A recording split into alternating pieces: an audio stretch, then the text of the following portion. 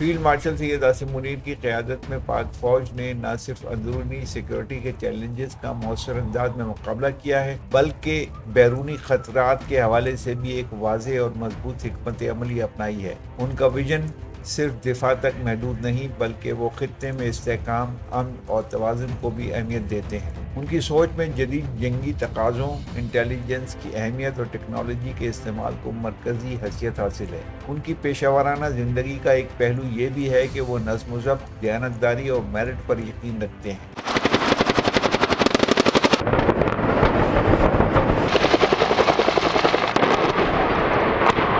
انہوں نے ہمیشہ ادارے کے وقار کو ذاتی مفاد پر ترجیح دی اور اپنے فیصلوں میں قومی مفاد کو اولین رکھا۔ یہی وجہ ہے کہ نہ صرف فوج کے اندر بلکہ عالمی سطح پر بھی ان کی قیادت کو قدر کی نگاہ سے دیکھا جا رہا ہے۔